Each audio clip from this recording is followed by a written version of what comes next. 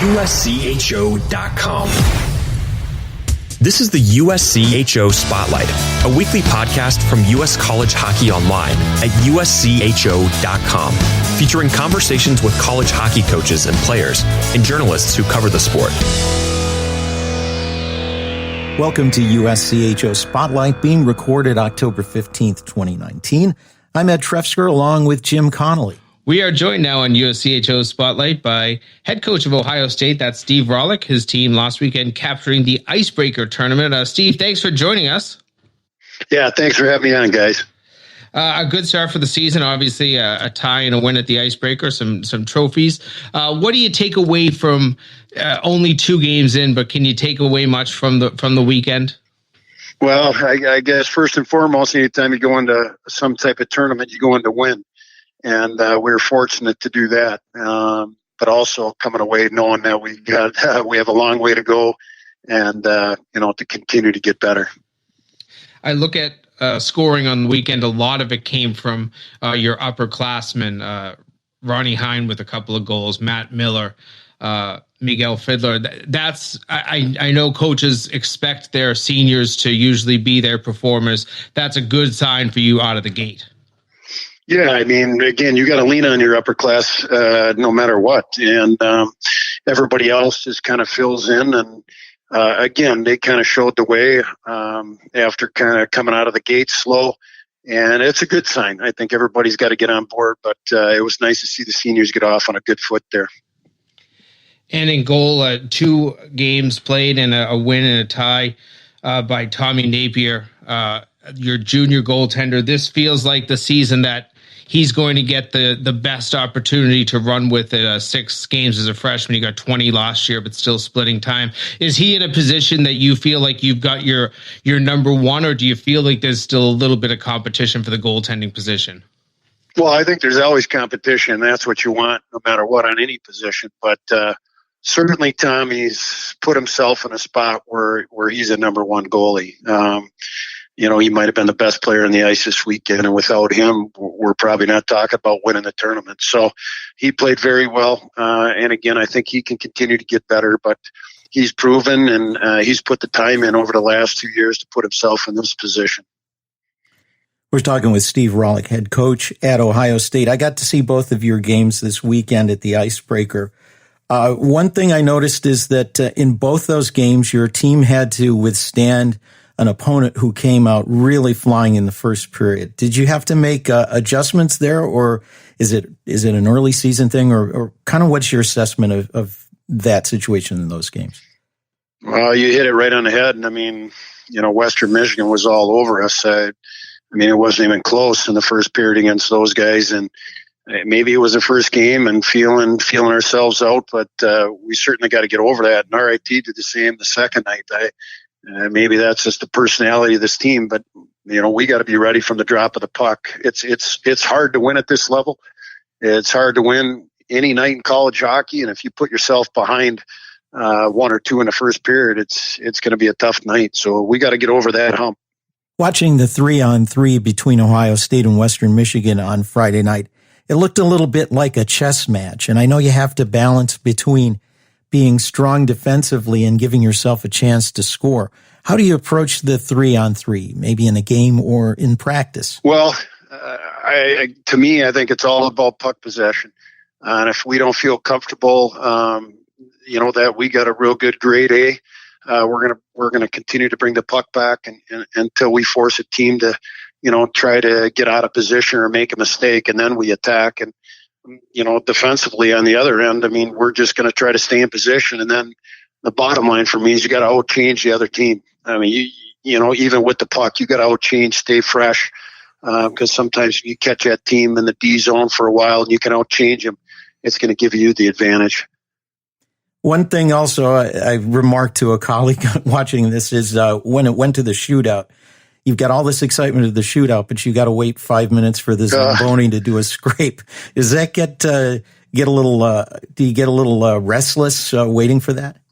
Yeah, if it was only 5, I'd be shocked. It felt like it was about 15 minutes how slow they were going, and it was unbelievable. So, you know what? I think it just kind of calm things down, even though everybody's amped up to get going, and certainly worked out in our favor. 2 years ago, the Big Ten had 3 participants in the Frozen Four, and last year it was a very close league again. It seems like for 2019 and 20 that we're looking at another situation where really anybody can take the league. It's competitive. I think it's the nature of the beast. I think it's college hockey, and I mean, if you look at our league, even like Bobby Moskow mentioned, I mean, they win 1 or 2 non-conference games. We have 4 teams in the national tournament again last year. So I think day in and day out, there's no bottom feeders in our league. We just continue to beat up on each other. And last year, I think you saw a lot of teams at 500, and I really believe that could possibly happen again this year, just because anybody can beat anybody on any night, and just kind of tells you how tough the Big Ten is. More with Steve Rohlik in a moment. This is the USCHO Spotlight, a weekly podcast from US College Hockey Online.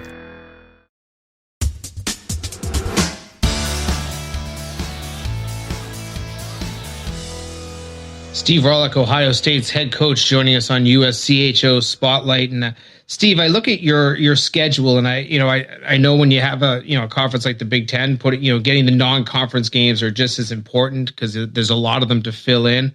You've got a couple of tournaments on your schedule, obviously the icebreaker, but you're going to go out to Las Vegas as well for another highly competitive tournament. 3 of the 4 teams in that field are currently ranked, and the 4th is Army, which seems to be a giant killer right now. But a couple this weekend against Nebraska Omaha, you're going to travel to Mercyhurst. Colgate is coming to you. How has it been? How have you found it putting together the non-league schedule? I've heard some coaches that say that it's an easy thing to do. Some say that it's more difficult. Have you found a challenge in getting the games you want on the schedule? Well, I mean, I think just scheduling in general sometimes becomes difficult, and that's why you're seeing teams try to schedule out a few years. And part of that, I mean, you want to get some different teams, and you go into it and you want to put together an exciting schedule for your guys, for your fans, but obviously very competitive. And nowadays, if you're scheduling out 3 years, you don't know who's going to be all of a sudden ranked in the top 10 or not the top 10. And, like last year for us, all of a sudden, we have one of the toughest schedules in college hockey. Arizona's in the national tournament, Bowling Green's in the national tournament. I mean, so you just never know. And that's why every year is so exciting, because you just don't know what you're walking into other than a very competitive game.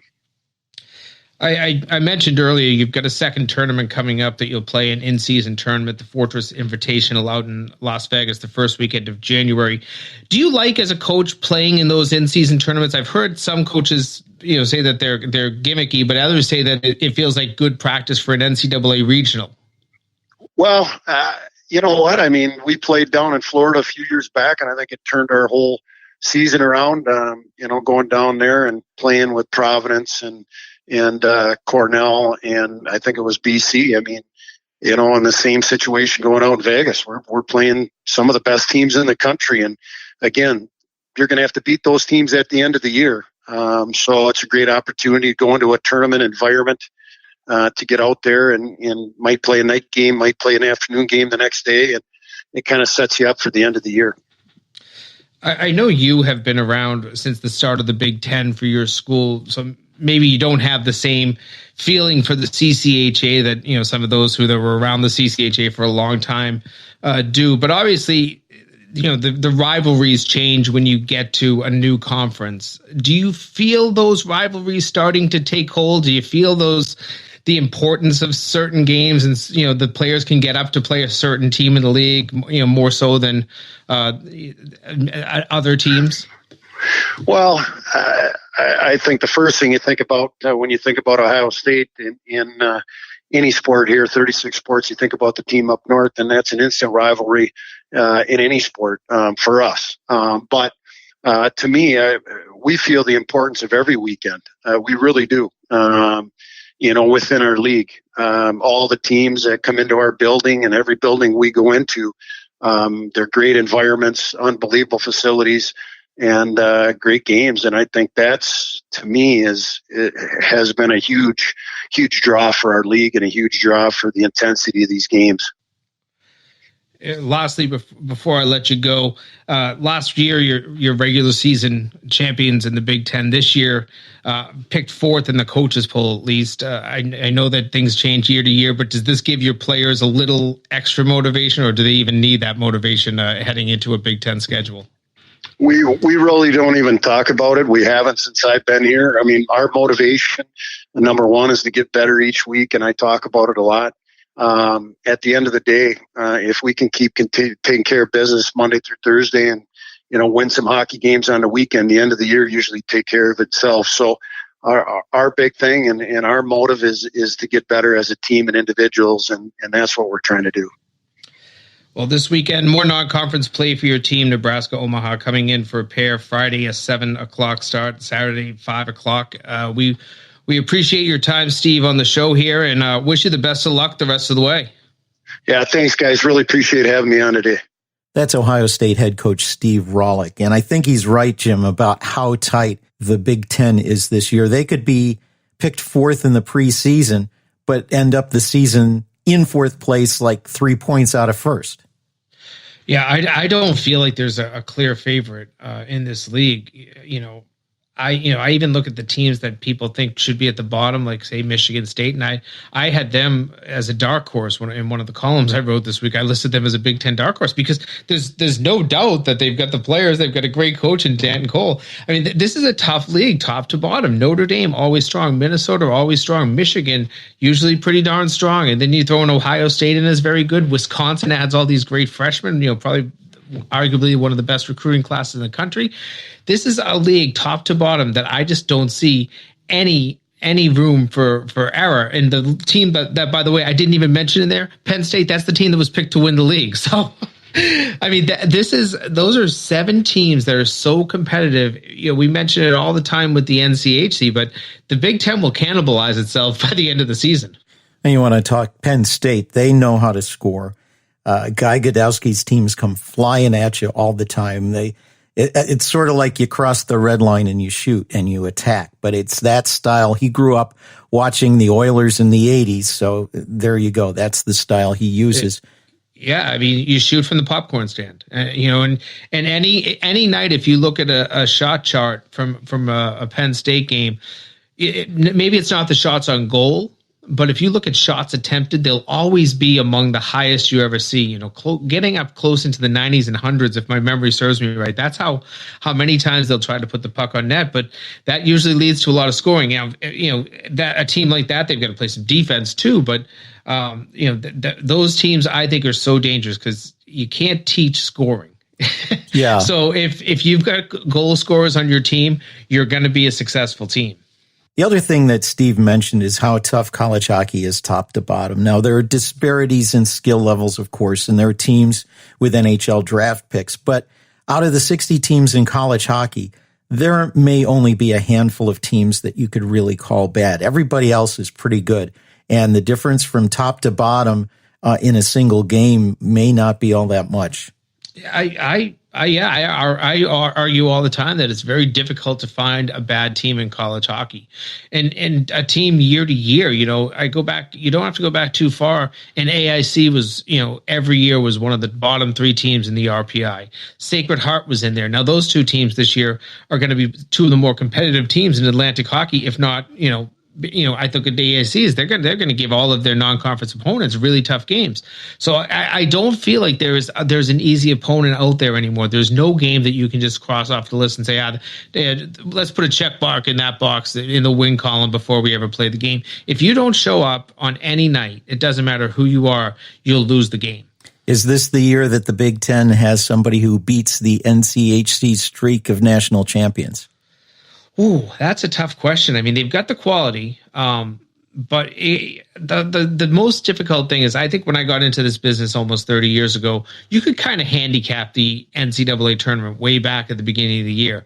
But right now, if you make the tournament, you have a chance to win it. And I will say that unequivocally every year going forward, because a team goes on a 4-game winning streak, they're national champions. They're playing four 4 tough opponents in those games, but anybody can win this tournament. I really firmly believe that. So it's just if those teams can play the best on the biggest stage. And to this point, you had Notre Dame give it a yeoman's effort a couple of years ago. You had a lot of Big Tens get the chance 2 years ago, but it hasn't been able to just get over that last hump. Some of these teams do seem very well built for NCAA tournaments, and that's usually what gets in the way of the opposition winning. So I don't know. Because I think that this might not be the NCHC's year to win one, but I also think that there's a lot of teams in Hockey East that are going to try to bat down that door. I think you're going to see a team like Minnesota State have an unbelievable regular season, and hopefully they can get off the schneid and win games in the tournament. But